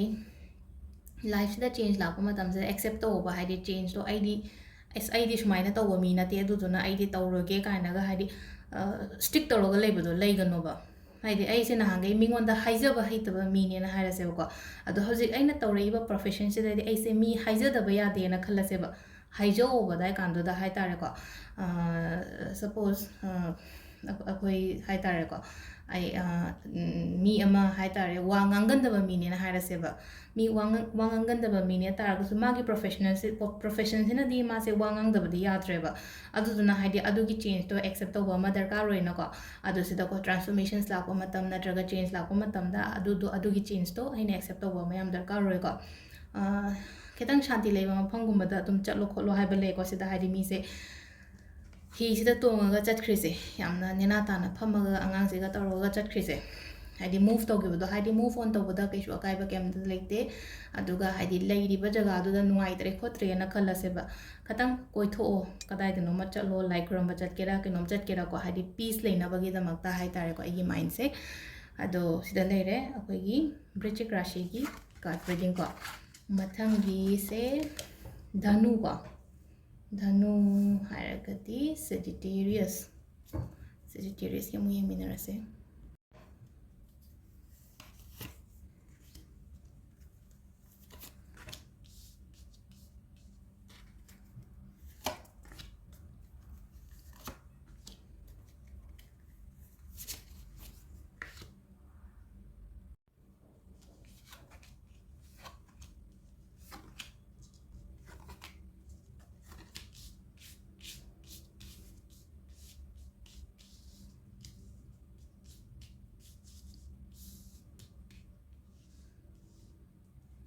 ꯊꯕꯛ ꯏꯪꯈꯥꯡꯗꯀꯣ ꯊꯕꯛ ꯏꯪꯈꯥꯡꯗ ꯈꯤꯇꯪ ꯍꯧꯈꯤꯕ ꯍꯥꯏꯇꯥꯔꯦꯀꯣ ꯍꯧꯈꯤꯕꯗꯩ ꯍꯧꯔꯁꯤꯀꯣ ꯍꯧꯈꯤꯕꯗ ꯈꯤꯇꯪ ꯂꯣꯁꯀꯨꯝꯕ ꯂꯩꯈꯤꯕ ꯈꯣꯠꯈꯤꯕꯁꯤꯅꯀꯣ ꯍꯥꯏꯗꯤ ꯈꯤꯇꯪ ꯈꯔ ꯍꯦꯟꯅ ꯂꯣꯁꯀꯨꯝꯕ ꯆꯠꯈꯤꯕ ꯈꯣꯠꯈꯤꯕ ꯂꯩꯔꯝꯒꯅꯤꯀꯣ ꯃꯃꯥꯡ ꯆꯍꯤ ꯅꯠꯇ꯭ꯔꯒ ꯁꯨꯝ ꯄꯥꯁꯇ ꯍꯥꯏꯇꯥꯔꯦꯀꯣ ꯑꯗꯨꯀꯣ ꯍꯥꯏꯗꯤ ꯁꯤꯗ ꯂꯣꯁ ꯂꯩꯈꯤꯕꯁꯤꯅ ꯃꯔꯝ ꯑꯣꯏꯔꯒ ꯍꯧꯖꯤꯛꯁꯤꯁꯨꯀꯣ ꯍꯧꯖꯤꯛꯁꯦ ꯃꯨꯚ ꯇꯧꯕ ꯉꯝꯗꯕꯗꯣ ꯍꯥꯏꯗꯤ ꯑꯩꯁꯦ ꯃꯥꯡꯒꯗ꯭ꯔꯅꯦ ꯃꯃꯥꯡꯒꯤ ꯇꯧꯈꯤꯕ ꯑꯗꯨꯃꯥꯏꯅ ꯇꯧꯔꯒ ꯍꯥꯏꯇꯥꯔꯦ ꯑꯗꯨꯃꯥꯏꯅ ꯈꯜꯂꯒꯀꯣ ꯃꯨꯚ ꯇꯧꯕꯤꯌꯣꯕ ꯁꯤꯗꯀꯣ ꯍꯥꯏꯗꯤ ꯃꯨꯚ ꯑꯣꯟ ꯇꯧꯕꯤꯌꯣ ꯍꯥꯏꯇꯥꯔꯦꯀꯣ ꯍꯥꯟꯅꯒꯤ ꯍꯥꯏꯔꯒꯗꯤ ꯍꯥꯟꯅꯒꯤ ꯄꯣꯠꯇꯣ ꯈꯟꯖꯜꯂꯒ ꯂꯩꯇꯕ ꯍꯥꯏꯇꯥꯔꯦꯀꯣ ꯑꯩꯈꯣꯏꯒꯤ ꯍꯤꯟꯗꯤꯗꯒ ꯍꯥꯏꯅꯕ ꯑꯃ ꯂꯩꯅꯀꯣ ꯍꯥꯏꯗꯤ ꯃꯣꯏꯒꯤ ꯔꯥꯠ ꯒꯩ ꯕꯥꯠ ꯒꯩ ꯀꯥꯏꯅ ꯍꯥꯏꯕꯗꯣ ꯑꯃꯈꯛ ꯍꯥꯏꯗꯤ ꯍꯧꯈ꯭ꯔꯦ ꯅꯨꯡꯗꯥꯡ ꯍꯧꯈ꯭ꯔꯦ ꯂꯣꯏꯔꯦ ꯍꯥꯏꯕꯅꯦꯕ ꯉꯔꯥꯡ ꯍꯧꯈ꯭ꯔꯦ ꯉꯔꯥꯡꯗꯣ ꯂꯣꯏꯈ꯭ꯔꯦ ꯑꯗꯣ ꯃꯊꯪꯒꯤ ꯅꯨꯃꯤꯠ ꯍꯥꯏꯇꯥꯔꯦ ꯃꯊꯪꯒꯤ ꯅꯨꯃꯤꯠ ꯍꯥꯏꯔꯒꯗꯤ ꯏꯠꯁ ꯑ ꯅ꯭ꯌꯨ ꯕꯤꯒꯤꯅꯤꯡ ꯅ꯭ꯌꯨ ꯁ꯭ꯇꯥꯔꯠ ꯀꯣ ꯅ꯭ꯌꯨ ꯗꯦ ꯑꯗꯨꯗꯨꯅ ꯍꯥꯏꯗꯤ ꯍꯧꯈꯤꯕ ꯊꯕꯛꯇꯣ ꯈꯜꯂꯒ ꯂꯩꯔꯅꯣ ꯍꯧꯖꯤꯛ ꯑꯅꯧꯕ ꯅꯨꯃꯤꯠꯅꯦ ꯉꯁꯤ ꯑꯅꯧꯕ ꯅꯨꯃꯤꯠꯅꯦ ꯉꯁꯤ ꯇꯥꯡ ꯑꯃꯅꯦ ꯉꯁꯤꯁꯦ ꯅꯤꯡꯊꯧꯀꯥꯕ ꯅꯨꯃꯤꯠꯅꯦ ꯂꯩꯕꯥꯛꯄꯣꯛꯄ ꯅꯨꯃꯤꯠꯅꯦ ꯑꯗꯨꯗꯨꯅ ꯑꯅꯧꯕ ꯅꯨꯃꯤꯠ ꯑꯃꯅꯦ ꯑꯅꯧꯕ ꯅꯨꯃꯤꯠꯁꯤꯗ ꯑꯩ ꯑꯅꯧꯕ ꯊꯕꯛ ꯇꯧꯗ ꯌꯥꯗꯦꯅ ꯑꯗꯨꯃꯥꯏꯅ ꯈꯟꯕꯤꯔꯒ ꯍꯥꯏꯇꯥꯔꯦꯀꯣ ꯃꯨꯚꯀꯨꯝꯕ ꯇꯧꯕꯤꯕ ꯍꯥꯏꯇꯥꯔꯦꯀꯣ ꯅꯣꯠ ꯑꯣꯟꯂꯤ ꯉꯁꯥꯏꯒꯤ ꯃꯥꯡꯈꯤꯕ ꯇꯥꯈꯤꯕꯁꯦ ꯊꯕꯛ ꯏꯪꯈꯥꯡꯒꯤꯗ ꯅꯠꯇꯕꯤꯗ ꯔꯤꯂꯦꯁꯟꯁꯤꯞ ꯀꯩꯀꯥꯗꯁꯨ ꯑꯗꯨꯝ ꯈꯔ ꯑꯗꯨꯝ ꯂꯩꯒꯅꯤꯀꯣ ꯑꯗꯒꯤ ꯃꯤꯁꯑꯟꯗꯔꯁꯇꯦꯟꯗꯤꯡꯒꯨꯝꯕ ꯑꯗꯨꯃꯥꯏꯅꯒꯨꯝꯕ ꯂꯩꯔꯒꯗꯤ ꯑꯗꯨꯁꯨ ꯋꯥꯔꯤ ꯁꯥꯗꯣꯛꯑꯣ ꯍꯥꯏꯗꯤ ꯎꯡꯉꯒ ꯂꯩꯒꯅꯣ ꯏꯁꯥ ꯏꯊꯟꯗ ꯎꯡꯁꯤꯜꯂꯒ ꯈꯟꯖꯜꯂꯒ ꯂꯩꯒꯅꯣ ꯃꯤꯗꯨꯒ ꯍꯥꯏꯇꯥꯔꯦꯀꯣ ꯃꯤꯗꯨꯒ ꯋꯥꯔꯤ ꯁꯥꯗꯣꯛꯄꯤꯌꯣ ꯄ꯭ꯔꯣꯕ꯭ꯂꯦꯝꯗꯣ ꯁꯣꯔꯠ ꯑꯥꯎꯠ ꯇꯧꯕꯤꯌꯣ ꯀꯣ ꯑꯗꯣ ꯁꯤꯗ ꯍꯥꯏꯗꯤ ꯃꯊꯪꯗ ꯂꯥꯛꯏꯕ ꯀꯥꯔꯠꯁꯤꯗꯗꯤ ꯐꯖꯅ ꯂꯥꯛꯑꯦꯀꯣ ꯍꯥꯏꯗꯤ ꯁꯤꯗ ꯀꯩꯅꯣ ꯇꯧꯈ꯭ꯔꯒꯁꯨ ꯅꯪꯅ ꯍꯧꯖꯤꯛ ꯁꯤꯁꯦ ꯃꯨꯚ ꯇꯧꯔꯒ ꯊꯣꯛꯂꯛꯄ ꯉꯝꯃꯒꯗꯤ ꯂꯥꯏꯐꯇ ꯃꯥꯏ ꯄꯥꯛꯄ ꯈꯣꯠꯄ ꯑꯗꯨꯝꯕꯗꯤ ꯄꯤꯔꯤꯀꯣ ꯇꯧꯔꯨꯕ ꯊꯕꯛꯇ ꯃꯥꯏ ꯄꯥꯛꯄ ꯁꯤꯗ ꯍꯥꯏꯇꯥꯔꯦꯀꯣ ꯍꯥꯏꯗꯤ ꯁꯤꯗ ꯇꯧꯔꯤꯁꯦ ꯍꯥꯏꯗꯤ ꯍꯔꯥꯎ ꯇꯌꯥꯝꯕꯒꯤ ꯀꯥꯔꯠ ꯑꯃ ꯊꯣꯛꯇ꯭ꯔ ꯁꯤꯗ ꯑꯗꯨꯗꯨꯅ ꯍꯥꯏꯗꯤ ꯑꯩꯅ ꯍꯧꯖꯤꯛ ꯁꯤꯒꯤ ꯃꯌꯥꯝꯁꯦ ꯍꯥꯏꯇꯥꯔꯒꯗꯤ ꯑꯩꯅ ꯀꯩꯅꯣ ꯇꯧꯕ ꯍꯩꯔꯛꯑꯒꯗꯤ ꯃꯈꯥ ꯇꯥꯕꯗ ꯍꯔꯥꯎ ꯇꯌꯥꯝꯅ ꯁꯨꯃꯥꯏꯅ ꯀꯩꯅꯣꯝꯃ ꯍꯥꯏꯗꯤ ꯃꯥꯏ ꯄꯥꯛꯄꯗ ꯑꯩꯈꯣꯏꯅ ꯃꯤ ꯄꯨꯟꯕ ꯈꯣꯠꯄ ꯁꯨꯃꯥꯏꯅ ꯇꯧꯔ ꯄꯤꯔꯤꯁꯦꯀꯣ ꯋꯥꯈꯟꯁꯦ ꯈꯇꯪꯀꯣ ꯍꯥꯏꯗꯤ ꯋꯥꯈꯟꯁꯦ ꯈꯇꯪ ꯁꯥꯟꯇꯤ ꯂꯩꯍꯟꯕꯤꯌꯨꯀꯣ ꯍꯥꯏꯗꯤ ꯋꯥꯈꯟꯁꯦ ꯌꯥꯝ ꯅꯨꯡꯉꯥꯏꯇꯕꯒꯤ ꯇꯥꯏꯞꯇ ꯑꯃ ꯇꯧꯋꯦ ꯑꯗꯨꯗꯨꯅ ꯋꯥꯈꯟꯁꯦ ꯈꯇꯪ ꯄꯤꯁ ꯂꯩꯍꯟꯕꯤꯕ ꯍꯥꯏꯗꯤ ꯄꯤꯁ ꯂꯩꯍꯟꯒꯦ ꯍꯥꯏꯔꯒꯗꯤ ꯀꯩꯅꯣ ꯇꯧꯋꯤ ꯃꯦꯗꯤꯇꯦꯁꯟꯒꯨꯝꯕ ꯀꯩꯒꯨꯝꯕ ꯇꯧꯕꯤꯌꯨꯀꯣ ꯃꯦꯗꯤꯇꯦꯠ ꯇꯧꯕꯤꯌꯣ ꯆꯥꯟꯇꯤꯡꯒꯨꯝꯕ ꯇꯧꯕꯤꯌꯣ ꯑꯐꯕ ꯅꯨꯡꯉꯥꯏꯕ ꯏꯁꯩꯒꯨꯝꯕꯒ ꯇꯥꯎꯕ ꯑꯗꯨꯝ ꯍꯥꯏꯗꯤ ꯀꯩꯅꯣ ꯇꯧꯕ ꯃꯦꯗꯤꯇꯦꯁꯟ ꯍꯩꯇ꯭ꯔꯦ ꯆꯥꯟꯇꯤꯡ ꯍꯩꯇ꯭ꯔꯦ ꯆꯥꯟꯇꯤꯡꯗꯤ ꯀꯩꯁꯨ ꯅꯠꯇꯦꯀꯣ ꯑꯐꯕ ꯋꯥꯔꯗꯁꯀꯨꯝꯕ ꯆꯥꯟꯠ ꯇꯧꯕ ꯍꯥꯏꯗꯤ ꯑꯩꯈꯣꯏꯅ ꯂꯥꯏꯒꯤ ꯋꯥꯔꯗꯀꯨꯝꯕ ꯆꯥꯟꯠ ꯇꯧꯒꯦꯔꯥ ꯅꯠꯇ꯭ꯔꯒ ꯁ꯭ꯋꯤꯆ ꯋꯥꯔꯗꯇ ꯑꯐꯕ ꯁ꯭ꯋꯤꯆ ꯋꯥꯔꯗꯀ ꯂꯩꯅꯀꯣ ꯑꯗꯨꯝꯕꯒꯨꯝꯕ ꯆꯥꯟꯠ ꯇꯧꯒꯦ ꯑꯩꯅꯒ ꯁꯨꯝ ꯃꯆꯥ ꯁꯣꯔꯠꯁꯀꯨꯝꯕ ꯔꯤꯜꯁꯀꯨꯝꯕꯒ ꯍꯥꯞꯄꯗꯣ ꯑꯗꯨꯗꯒꯤ ꯑꯗꯨꯝ ꯌꯦꯡꯉꯒ ꯑꯗꯨꯝ ꯑꯐꯕ ꯋꯥꯔꯗꯁꯀꯨꯝꯕꯗ ꯁꯣꯜꯂꯣ ꯔꯤꯂꯦꯁꯟꯁꯤꯞꯀꯤ ꯃꯇꯥꯡꯗ ꯑꯣꯏꯔꯣ ꯅꯠꯇ꯭ꯔꯒ ꯃꯅꯤꯒꯤ ꯃꯇꯥꯡꯗ ꯑꯣꯏꯔꯣ ꯅꯠꯇ꯭ꯔꯒ ꯊꯕꯛꯀꯤꯅꯦ ꯀꯥꯏꯅ ꯈꯜꯂꯁꯦꯕꯀꯣ ꯑꯗꯨꯝꯕ ꯃꯌꯥꯝꯗꯣ ꯑꯗꯨꯒꯤ ꯉꯁꯥꯏ ꯀꯩꯅꯣꯗꯣ ꯍꯥꯏꯐꯦꯠꯇꯪ ꯐꯥꯛꯇꯣꯛꯑꯒ ꯑꯗꯨꯝ ꯐꯝꯅ ꯑꯗꯨꯝ ꯑꯗꯨꯗꯣ ꯁꯨꯟꯕꯤꯕ ꯌꯥꯏꯀꯣ ꯄꯥꯡꯊꯣꯛꯀꯦ ꯈꯟꯒꯦ ꯈꯣꯠꯀꯦ ꯍꯥꯏꯕ ꯊꯕꯛ ꯃꯌꯥꯝ ꯄꯥꯡꯊꯣꯛꯄ ꯌꯥꯕ ꯃꯇꯝꯅꯤꯀꯣ ꯑꯗꯨꯗꯨꯅ ꯄꯥꯡꯊꯣꯛꯄꯤꯌꯣ ꯊꯕꯛ ꯏꯪꯈꯥꯡꯒꯤ ꯃꯇꯥꯡꯗꯁꯨ ꯐꯖꯅ ꯈꯜꯂꯒꯗꯪ ꯂꯩꯕꯤꯗꯕ ꯑꯗꯣ ꯃꯊꯪꯒꯤꯁꯦ ꯃꯛꯀꯔ ꯀꯣ ꯁꯤ ꯂꯩꯔꯦꯀꯣ ꯃꯊꯪꯒꯤꯁꯦ ꯑꯅꯤꯈꯛꯇꯪ ꯉꯥꯏꯁꯜꯂꯛꯑꯦ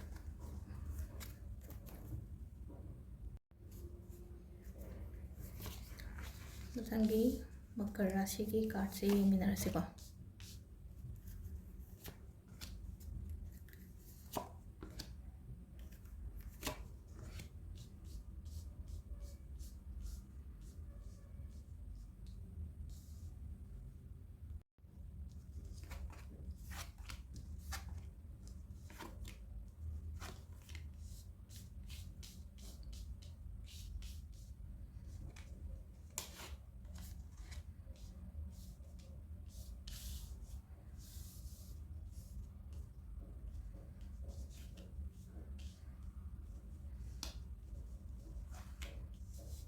ꯁꯤꯗ ꯂꯩꯔꯦ ꯑꯩꯈꯣꯏ ꯀꯥꯔꯠ ꯃꯉꯥꯁꯦꯀꯣ ꯀꯥꯔꯠ ꯃꯉꯥꯁꯦ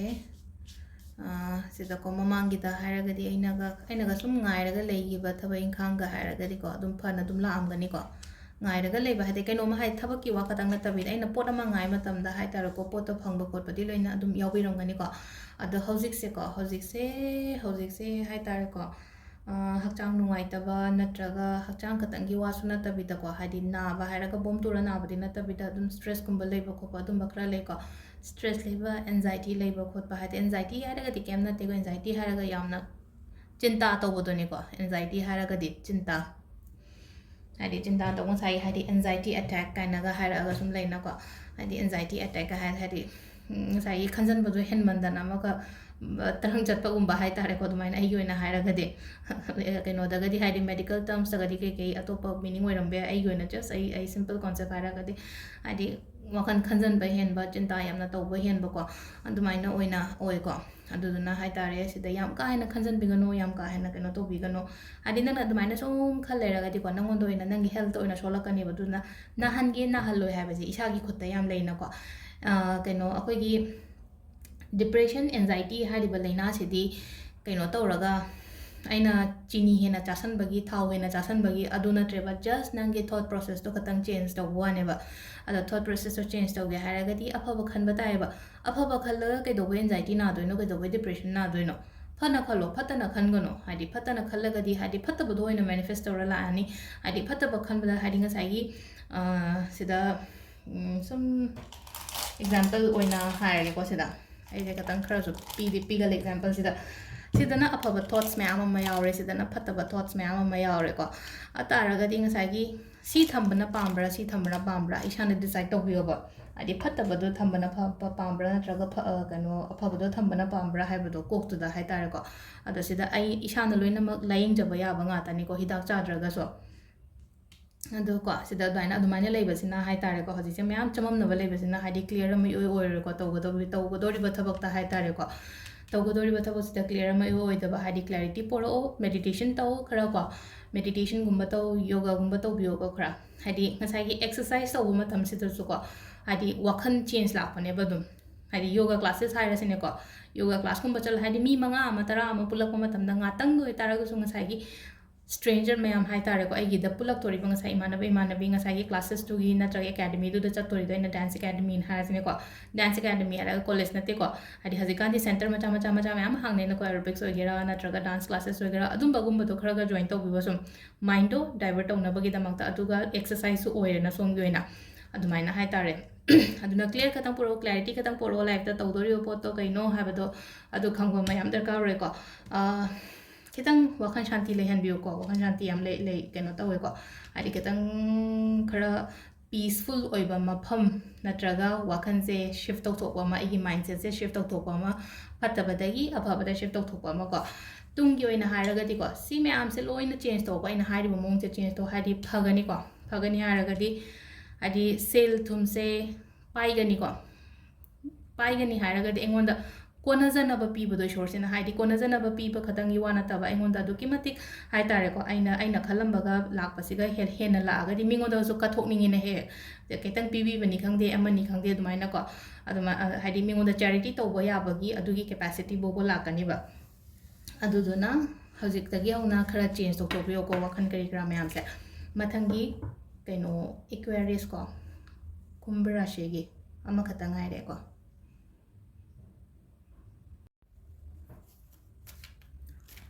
मथंगी से कुंभगी हाइपेट येंगमिनरसे को कुंभ राशिगी 1 2 3 4 and 5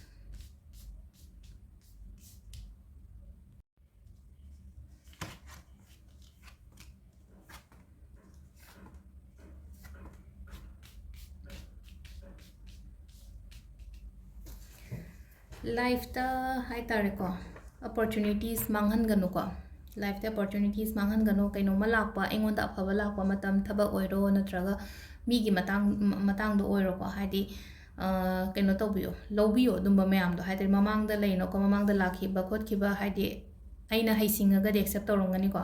अइना खतंग हाइदि माइ थअगदि हाइदि पोतो फंगौदबा खोतबगुंबा हौजिक सुंगाइरे को हौजिक सु क्लियर ओइदेबा खंबा क्लियर ओइदे हारगदि थबैन खांगदि लाकनी बको लागसु अइना ngसाइगी पोचे क्लियर ओइदबनिना हाइदि लौबा हैतबदो दुमाइना हाइतारको दो लाको मतमदा लौबा हैनबा तौबियो फजना खंदरगा ए सिसे लौगे नत्रगा सिसे तौगे काइना दुमाइना खनबा हाइतारको थबक ओइरो नत्रगा रिलेशनशिप ओइरो को अदो अहुम सुबसिदा को अहुम सुबदा अइना ngaइरगा लेबा पोत कुंबा हाइरगदि को अइना ngaइरगा कुइनागा ngaइरगा लेरकपा अदगी अइना सुम खल्लगा लेबा थबैन खांगुंबगा लेरगदि लाक्तोरिबा मतमसिदा हाइतारको सिदा फना ओइबा खोटबा अदुमाइना बुदि पीरी को पीबबुदि हादि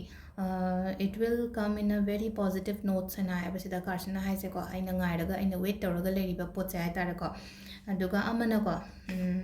manifestation tau tau the brakang deco hadi manifestation yi card high tarako si magician say in a manifest mala agadi manifestation to one have never go aduna hadi mr gunova sumba keno mayam say high tarako when a law of attraction give videos macha thagat pangai doina aduma mayam do kemta mr bigono hadi amta mangantaba high tarako full moon oiro natraga new moon oiro portal kari kara lakpa mayam do peshagi da hire sine ko sel thungi matang gi daga hire sine ko job ki matang da hire se natraga ꯑꯇꯩ ꯑꯇꯩ angel numbers use ꯇꯧꯕ ꯈꯣꯠꯄ ꯑꯗꯨꯝꯕ ꯃꯌꯥꯝꯗꯣ ꯍꯥꯏꯇꯥꯔꯦꯀꯣ ꯑꯝꯇ ꯃꯤꯁ ꯇꯧꯕꯤꯗꯕ ꯍꯥꯏꯇꯥꯔꯦꯀꯣ ꯈꯤꯇꯪ ꯍꯥꯏꯇꯥꯔꯦꯀꯣ ꯋꯥꯈꯜꯁꯦ ꯈꯤꯇꯪ ꯀ꯭ꯂꯤꯌꯔ ꯑꯣꯏꯕꯤꯌꯨꯀꯣ ꯍꯥꯏꯗꯤ ꯂꯥꯛꯄꯁꯦ ꯍꯧꯖꯤꯛ ꯂꯥꯛꯄꯁꯤꯗ ꯍꯥꯏꯇꯥꯔꯦꯀꯣ ꯍꯧꯖꯤꯛ ꯊꯕꯛ ꯏꯪꯈꯥꯡꯁꯦ ꯂꯥꯛꯑꯦꯅ ꯈꯜꯂꯁꯤ ꯂꯥꯛꯄ ꯃꯇꯝꯁꯤꯗ ꯀꯔꯝꯕ ꯑꯦꯛꯁꯦꯞ ꯇꯧꯒꯗꯕꯅꯣ ꯍꯥꯏꯕꯗꯣ ꯐꯖꯅ ꯈꯟꯊꯔꯒ ꯗꯤꯁꯥꯏꯠ ꯇꯧꯔꯒ ꯇꯧꯕ ꯍꯥꯏꯇꯥꯔꯦꯀꯣ ꯂꯨꯍꯣꯡ ꯀꯩꯍꯣꯡꯕꯒꯗꯤ ꯄꯤꯀꯣ ꯈꯔ ꯍꯟꯗꯛ ꯆꯍꯤꯒꯨꯝꯕ ꯀꯩꯒꯨꯝꯕ ꯍꯥꯏꯇꯥꯔꯦꯀꯣ ꯂꯨꯍꯣꯡꯕ ꯀꯩꯍꯣꯡꯕ ꯑꯗꯨꯝꯕꯁꯨ ꯄꯤ ꯑꯗꯨꯒ ꯊꯕꯛ ꯏꯪꯈꯥꯡꯁꯨ ꯂꯥꯛꯀꯅꯤ ꯂꯨꯍꯣꯡꯕ ꯈꯛꯇꯪꯒꯤ ꯋꯥ ꯅꯠꯇꯕꯤꯗꯀꯣ ꯊꯕꯛ ꯏꯪꯈꯥꯡꯁꯨ ꯂꯥꯛꯀꯅꯤ ꯊꯕꯛ ꯏꯪꯈꯥꯡꯁꯤꯗ ꯑꯗ ꯑꯣꯜꯔꯦꯗꯤ ꯊꯕꯛ ꯇꯧꯔꯒ ꯂꯩꯕ ꯃꯤꯅꯦꯅ ꯍꯥꯏꯔꯁꯦꯀꯣ ꯍꯥꯏꯛꯀꯨꯝꯕꯗꯤ ꯂꯥꯛꯀꯅꯤꯀꯣ ꯇꯣꯂꯣꯞꯇ ꯍꯥꯏꯛ ꯂꯥꯛꯄ ꯅꯠꯇ꯭ꯔꯒ ꯄ꯭ꯔꯃꯣꯁꯟꯁ ꯀꯔꯤ ꯀꯔꯥ ꯑꯗꯨꯝꯕꯁꯨ ꯄꯤꯔꯤꯀꯣ ꯍꯦꯟꯒꯠꯄ ꯑꯣꯏꯅ ꯄꯤꯕꯗꯣ ꯁꯤꯗ ꯍꯥꯏꯇꯥꯔꯦꯀோ ꯍꯦꯟꯒꯠꯄ ꯍꯥꯏꯗꯤ ꯕꯤꯖꯤꯅꯦꯁꯇ ꯍꯥꯏꯔꯒꯗ ꯑꯩꯒꯤ ꯕꯤꯖꯤꯅꯦꯁꯇꯣ ꯒ꯭ꯔꯣꯠ ꯂꯩꯕ ꯍꯥꯏꯔꯁꯤꯅꯦꯀꯣ ꯖꯣꯕ ꯄꯔꯁꯟ ꯑꯣꯏꯔꯒꯅ ꯑꯩꯒꯤ ꯖꯣꯕꯇꯨꯗ ꯁꯦꯂꯔꯤ ꯍꯦꯟꯒꯠꯄ ꯅꯠꯇ꯭ꯔꯒ ꯑꯩꯒꯤ ꯁ꯭ꯇꯦꯇꯁ ꯍꯦꯟꯒꯠꯄ ꯈꯣꯠꯄ ꯑꯗꯨꯃꯥꯏꯅ ꯑꯣꯏꯅ ꯄꯤꯀꯣ ꯑꯗꯣ ꯁꯤꯗ ꯑꯩꯈꯣꯏꯒꯤ ꯄ꯭ꯔꯦꯒꯅꯦꯟꯁꯤꯒꯨꯝꯕꯒ ꯍꯥꯏꯔꯒꯁꯨ ꯄ꯭ꯔꯦꯒꯅꯦꯟꯁꯤꯒꯨꯝꯕ ꯀꯩꯒꯨꯝꯕꯁꯨ ꯑꯗꯨꯝꯕꯁꯨ ꯄꯤꯔꯤꯀꯣ ꯄꯤꯕꯕꯨꯗꯤ ꯑꯗꯨ ꯁꯤꯗ ꯂꯩꯔꯦ ꯑꯩꯈꯣꯏꯒꯤ ꯀꯨꯝꯚ ꯔꯥಶꯤꯒꯤꯀꯣ ꯃꯊꯪꯒꯤ ꯃꯤꯟꯅꯀꯣ ꯂꯥꯁꯀꯤꯁꯦ ꯁꯤꯗ ꯂꯩꯔꯦꯀꯣ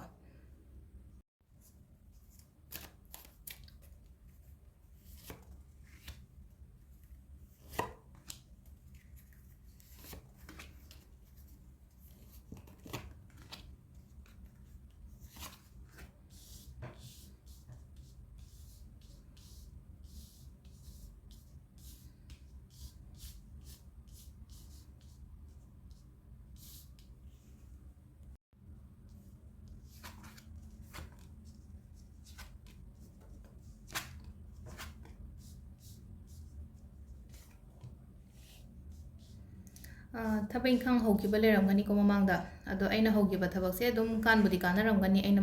ꯃꯃꯥꯡ ꯊꯥꯗ ꯀꯩꯗ ꯍꯧꯔꯦ ꯀꯥꯏꯅ ꯈꯜꯂꯁꯦꯕ ꯍꯧꯈꯤꯕ ꯃꯇꯝꯗ ꯍꯥꯏꯇꯥꯔꯦ ꯃꯃꯥꯡ ꯊꯥ ꯑꯣꯏꯔꯣ ꯃꯃꯥꯡ ꯆꯍꯤ ꯑꯣꯏꯔꯣ ꯅꯠꯇ꯭ꯔꯒ ꯈꯤꯇꯪ ꯃꯃꯥꯡꯋꯥꯏꯗ ꯍꯥꯏꯇꯥꯔꯦꯀꯣ ꯑꯩꯅ ꯁ꯭ꯇꯥꯔꯠꯀꯨꯝꯕ ꯇꯧꯈꯤꯕ ꯊꯕꯛꯁꯦ ꯑꯗꯨꯝ ꯐꯖꯅ ꯑꯗꯨꯝ ꯆꯠꯂꯤꯀꯣ ꯆꯠꯄꯕꯨꯗꯤ ꯑꯗꯨꯒ ꯑꯃꯅꯀꯣ ꯍꯧꯖꯤꯛꯁꯨ ꯉꯥꯏꯔꯦꯀꯣ ꯍꯥꯏꯗꯤ ꯅꯣꯡꯃ ꯅꯣꯡꯃꯒꯤ ꯍꯦꯟꯒꯠꯂꯛꯄ ꯑꯣꯏꯅ ꯄꯤꯕꯕꯨꯗꯤ ꯄꯤꯔꯤꯀꯣ ꯅꯣꯡꯃ ꯅꯣꯡꯃꯒꯤ ꯍꯦꯟꯒꯠꯂꯛꯄ ꯍꯥꯏꯗꯤ ꯑꯩꯅ ꯇꯧꯔꯤꯕ ꯊꯕꯛꯁꯤꯗ ꯁꯛꯁꯦꯁꯀꯨꯝꯕ ꯂꯥꯛꯄꯗꯣ ꯁꯛꯁꯦꯁ ꯂꯥꯛꯄ ꯑꯗꯒꯤ victory ꯂꯥꯛꯄ ꯃꯥꯏ ꯄꯥꯛꯄ ꯍꯥꯏꯇꯥꯔꯦꯀꯣ ꯃꯥꯏ ꯄꯥꯛꯄ ꯈꯣꯠꯄ ꯑꯗꯒꯤ ꯍꯦꯟꯒꯠꯄ ꯊꯥꯛꯁꯦ ꯍꯦꯟꯒꯠꯄ ꯍꯥꯏꯇꯥꯔꯦꯀꯣ ꯊꯥꯛꯁꯦ ꯍꯦꯟꯒꯠꯄ ꯃꯤꯅ ꯃꯁꯛ ꯈꯪꯕꯤꯕ ꯈꯣꯠꯄꯤꯕ ꯑꯗꯨꯝꯕ ꯃꯌꯥꯝ ꯑꯃ ꯄꯤꯔꯤꯀꯣ ꯑꯗꯨꯒ ꯑꯃꯅ ꯑꯃꯨꯛ ꯀꯩ ꯍꯥꯏ ꯀꯥꯟꯁꯤꯗꯀꯣ ꯑꯗꯨ ꯂꯨꯍꯣꯡꯕꯁꯨ ꯄꯤꯀꯣ ꯍꯥꯏꯗꯤ ꯂꯨꯍꯣꯡꯗꯔꯤꯕ ꯃꯤꯒꯨꯝꯕ ꯑꯣꯏꯔꯒꯗꯤ ꯂꯨꯍꯣꯡ ꯀꯩꯍꯣꯡꯕꯁꯨ ꯄꯤꯕꯨꯗꯤ ꯄꯤꯔꯤꯀꯣ ꯑꯗꯨꯒ ꯑꯃꯅ ꯑꯃꯨꯛ ꯀꯩ ꯍꯥꯏꯒꯦ ꯍꯥꯏ ꯀꯥꯟꯁꯤꯗ ꯌꯦꯠꯅꯔꯒ ꯂꯩꯕ ꯄꯣꯠ ꯆꯩꯅ ꯍꯥꯏꯔꯁꯤꯅꯀꯣ ꯂꯤꯒꯦꯜ ꯃꯦꯇꯔꯒꯨꯝꯕ ꯀꯩꯒꯨꯝꯕ ꯂꯩꯔꯒꯗꯤ ꯄꯣꯠꯁꯦ ꯅꯥꯈꯩ ꯑꯃ ꯁꯦꯡꯅꯕ ꯈꯣꯠꯄ ꯑꯗꯨꯝꯕꯁꯨ ꯄꯤꯔꯤ ꯑꯗꯨꯅ ꯂꯤꯒꯦꯜ ꯃꯦꯇꯔꯒꯨꯝꯕꯒ ꯂꯩꯔꯒꯗꯤ ꯆꯪꯁꯤꯜꯂꯣꯕ ꯍꯟꯗꯛꯀꯤ ꯊꯥꯁꯦꯀꯣ ꯍꯥꯏꯗꯤ ꯄꯣꯠꯇꯣ ꯂꯣꯏꯁꯟꯅꯕ ꯌꯥꯕꯒꯤ ꯃꯑꯣꯡꯗ ꯍꯥꯏꯇꯥꯔꯦꯀꯣ ꯂꯤꯒꯦꯜ ꯃꯦꯇꯔꯁꯦ ꯂꯝꯒꯤ ꯑꯣꯏꯔꯣ ꯅꯠꯇ꯭ꯔꯒ ꯑꯇꯩ ꯑꯇꯩ ꯂꯩꯅꯕ ꯀꯦꯁ ꯃꯆꯥ ꯃꯆꯥꯒꯨꯝꯕꯒ ꯂꯩꯔꯒꯗꯤ ꯂꯥꯏꯐꯇꯀꯣ ꯑꯗꯨꯃ ꯂꯩꯔꯦ ꯑꯗꯨꯒ ꯃꯤꯒꯤ ꯃꯇꯦꯡ ꯄꯥꯡꯕ ꯃꯇꯝꯗꯀꯣ ꯂꯣꯏꯅꯃꯛ ꯇꯤꯡꯊꯣꯛꯀꯅꯨꯀꯣ ꯏꯁꯥꯒꯤ ꯑꯣꯏꯅ ꯍꯥꯏꯗꯤ ꯑꯩꯒꯤ ꯁ꯭ꯇꯦꯇꯁ ꯌꯦꯡꯉꯒ ꯃꯇꯦꯡ ꯄꯥꯡꯉꯣ ꯍꯥꯏꯗꯤ ꯑꯩꯅ ꯂꯩꯗꯤ ꯂꯩꯇꯅ ꯍꯥꯏꯗꯤ ꯃꯤꯗꯣ ꯅꯨꯡꯉꯥꯏꯇ꯭ꯔꯤꯅꯦ ꯏꯃꯥꯟꯅꯕꯤꯗꯣ ꯏꯆꯦꯗꯣ ꯏꯆꯟꯗꯣ ꯑꯣꯏꯅꯀꯣ ꯍꯥꯏꯗꯤ ꯑꯩ ꯂꯩꯒꯦꯔꯥ ꯂꯩꯔꯣꯏꯔꯥ ꯃꯤꯉꯣꯟꯗꯒꯤ ꯇꯧꯔꯒ ꯄꯤꯒꯦ ꯈꯣꯠꯀꯦ ꯀꯥꯏꯅ ꯑꯗꯨꯗꯨꯃ ꯁꯨꯡꯇꯧ ꯇꯧꯕꯤꯒꯅꯨꯀꯣ ꯍꯥꯏꯗꯤ ꯑꯗꯨ ꯇꯧꯔꯒꯗꯤ ꯑꯩꯉꯣꯟꯗ ꯃꯥꯡꯕ ꯑꯣꯏꯒꯅꯤ ꯑꯗꯨꯗꯨꯅ ꯁꯤꯃ ꯇꯧꯕꯤꯕ ꯌꯥꯗꯦ ꯏꯁꯥꯒꯤ ꯑꯣꯏꯅ ꯑꯗꯨꯅ ꯍꯥꯏꯗꯤ ꯀꯩꯅꯣ ꯇꯧꯕꯃꯇꯝꯗ ꯑꯩꯒꯤ ꯁ꯭ꯇꯦꯇꯁ ꯌꯦꯡꯉꯒ ꯍꯥꯏꯇꯥꯔꯦꯀꯣ ꯕꯦꯂꯦꯟꯁ ꯇꯧꯔꯒ ꯃꯇꯦꯡ ꯄꯥꯡꯕꯤꯕ ꯍꯥꯏꯇꯥꯔꯦꯀꯣ ꯄꯥꯡꯒꯟ ꯊꯧꯅꯥ ꯌꯥꯝꯅ ꯂꯩꯀꯣ ꯄꯥꯡꯒꯟ ꯊꯧꯅꯥꯒꯤ ꯋꯥ ꯈꯛꯇꯪꯁꯨ ꯅꯠꯇꯅ ꯑꯩꯉꯣꯟꯗ ꯍꯥꯏꯗꯤ ꯀꯦꯄꯦꯕꯜ ꯑꯣꯏꯕꯗꯣ ꯊꯕꯛ ꯑꯃ ꯇꯧꯕ ꯈꯣꯠꯄꯒꯤ ꯑꯣꯏꯅ ꯍꯥꯏꯔꯒꯗꯤ ꯏꯁꯥꯁꯦ ꯍꯥꯏꯗꯤ ꯇꯧꯔꯨꯕ ꯊꯕꯛꯇ ꯍꯥꯏꯇꯥꯔꯦꯀꯣ ꯊꯕꯛ ꯑꯃ ꯆꯪꯁꯤꯟꯕ ꯃꯇꯝꯗ ꯃꯥꯏ ꯄꯥꯛꯀꯅꯤꯕ ꯑꯗꯨ ꯊꯧꯅꯥ ꯍꯟꯕ ꯌꯥꯗꯦ ꯀꯣ ꯊꯧꯅꯥ ꯍꯟꯕ ꯌꯥꯗꯦ ꯋꯤꯜ ꯄꯥꯋꯔ ꯀꯔꯦꯖ ꯀꯣꯟꯐꯤꯗꯦꯟ ꯁꯤꯒꯨꯝꯕ ꯃꯌꯥꯝꯁꯦꯀꯣ ꯏꯁꯥꯗ ꯌꯥꯎꯕꯁꯦꯀꯣ ꯃꯥꯡꯍꯟꯒꯅꯣꯕ ꯑꯗꯨꯗꯣ ꯐꯖꯅ ꯃꯐꯝ ꯆꯥꯅ ꯁꯤꯖꯤꯟꯅꯕꯤꯕ ꯍꯥꯏꯇꯥꯔꯦꯀꯣ ꯋꯥꯈꯜ ꯍꯟꯊꯕ ꯌꯥꯗꯦ ꯋꯥꯈꯜ ꯁꯣꯛꯊꯕ ꯌꯥꯗꯦꯀꯣ ꯑꯩꯅ ꯍꯥꯏꯁꯦ ꯍꯥꯏꯗꯤ ꯀꯣꯟꯐꯤꯗꯦꯟꯠ ꯂꯩꯌꯣꯅ ꯍꯥꯏꯁꯦ ꯊꯕꯛ ꯏꯪꯈꯥꯡ ꯇꯧꯕ ꯃꯇꯝꯗ ꯍꯥꯏꯗꯤ ꯑꯗꯨꯝ ꯅꯣꯡꯃ ꯅꯣꯡꯃꯒꯤ ꯍꯥꯏꯇꯥꯔꯦ ꯃꯥꯏ ꯄꯥꯛꯄ ꯑꯗꯨꯝ ꯍꯦꯟꯒꯠꯂꯛꯀꯅꯦꯕ ꯑꯗꯣ ꯁꯤꯗ ꯂꯩꯔꯦ ꯑꯩꯈꯣꯏꯒꯤ ꯍꯟꯗꯛꯀꯤ ꯃꯥꯔꯆ ꯊꯥꯒꯤ ꯇꯦꯔꯣ ꯀꯥꯔꯗ ꯔꯤꯗꯤꯡ ꯀꯣ ꯃꯈꯥ ꯇꯥꯕ ꯑꯇꯩ ꯀꯣꯟꯅ ꯑꯃꯨꯛ ꯌꯦꯡꯃꯤꯟꯅꯔꯁꯦ ꯊꯦꯡꯛ ꯌꯨ